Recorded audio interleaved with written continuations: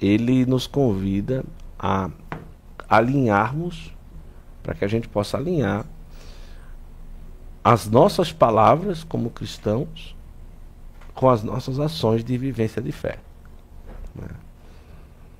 E o tempo da quaresma é propício para isso, para que tudo aquilo que a gente fala e escuta de Deus, que compreende ali, possa ser colocado em prática nas nossas ações, e correndo de um grande perigo no mundo em que nós vivemos hoje também, principalmente, não só no tempo de Jesus, que é a hipocrisia, né? A hipocrisia que externaliza uma fé por palavras, externaliza uma fé que você fala, engana a si mesmo e aos outros, mas por dentro tá tudo meio complicado. Então,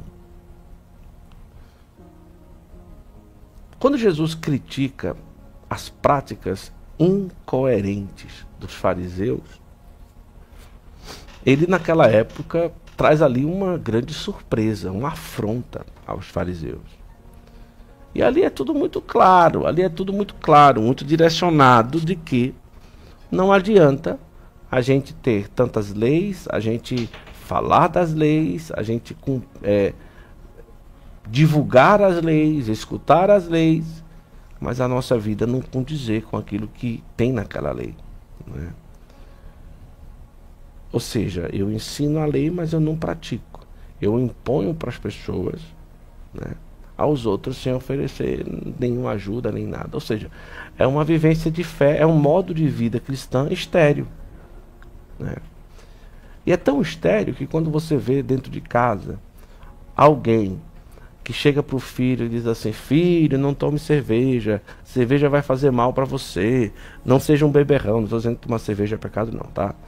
Porque não o é, né? Se não for com exagero. Mas você não pode estar aí no final de semana, passa o final de semana no bar, passa o final de semana todo bêbado. Ou seja, a palavra daquele pai e o seu testemunho, qual que vai valer mais? O testemunho, o contra-testemunho, na verdade, né? Da mesma forma em casa. Então, se nós reproduzimos muitas palavras de conselhos, de falar para os nossos filhos, faça isso ou não faça aquilo, e a gente não cumpre aquilo que a gente direciona, o que vai prevalecer é realmente o nosso exemplo. É o modo de vida que nós vamos trilhar. Isso serve para dentro de casa, para a família, isso serve entre os outros familiares, entre os parentes e tantas outras coisas. Então, daí a gente entende o quanto que é importante a gente não se perder pelo caminho e criar uma casca de vida cristã, uma casca de vida católica, e por dentro a nossa vida e no nosso interior, no nosso particular, no oculto diante dos olhos dos outros, a gente viveu uma bagunça, né? Aquilo que nós chamamos de vida dupla, né? As pessoas olham, veem um grande cristão, um grande católico, mas por trás, claro, todos nós somos pecadores, mas nós somos convidados a compreender a nossa fé, compreender a lei de Deus, escutá-la e colocar em prática. Não adianta conhecer as coisas de Deus, nem muito menos conhecer a Deus. Nós precisamos conhecer as coisas de Deus, conhecer a Deus, mas viver para Ele. Ter uma vida condizente àquilo que é o chamado que Deus faz para nós. E ter um outro cuidado. Às vezes a vida de fé, ela fica cheirando a desejar títulos, né?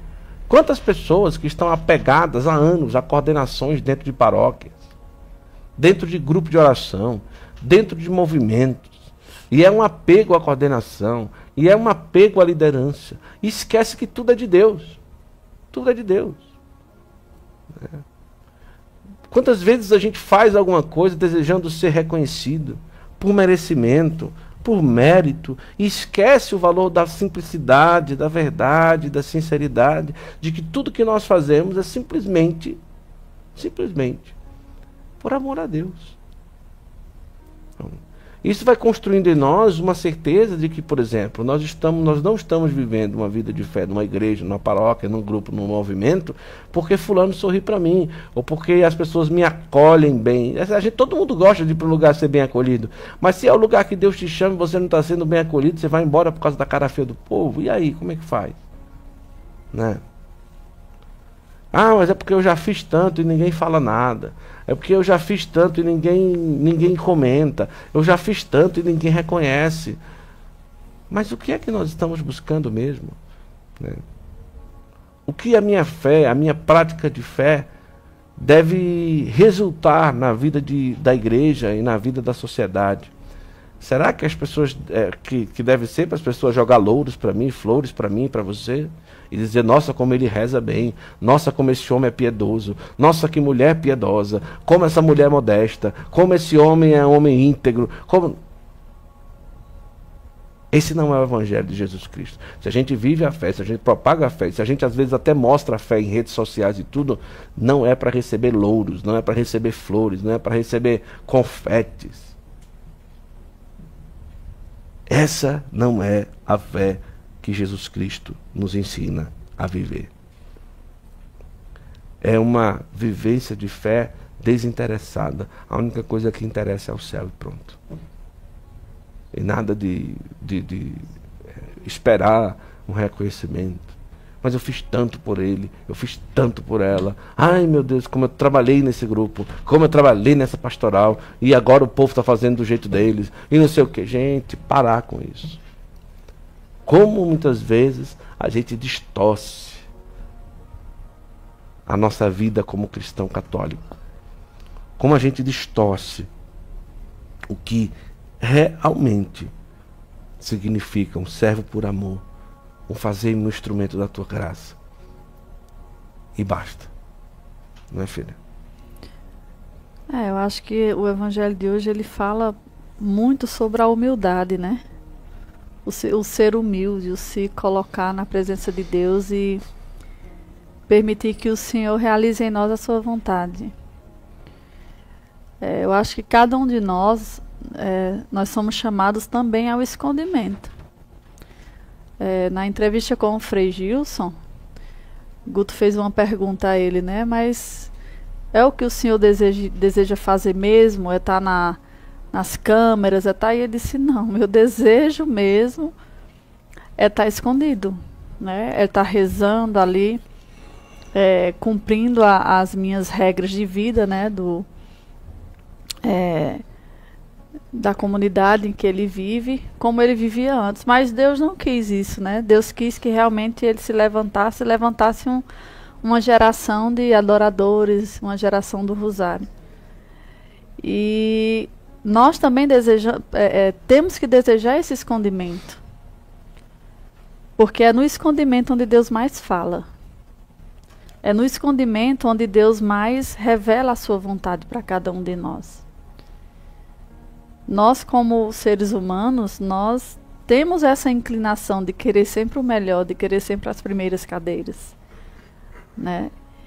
Mas, como servos de Deus, nós não podemos deixar com que o desejo humano prevaleça sobre o desejo da alma, que tem que ser realmente escolher sempre o último lugar, deixando sempre o melhor lugar para o outro. O melhor lugar para o outro. Então que Deus nessa manhã possa vir nos esvaziar desse desejo humano que nós temos de crescer, de aparecer, de ser alguém na vida.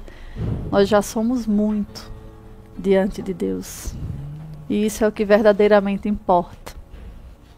É ser para Deus aquilo que Ele sonhou e sonha para as nossas vidas.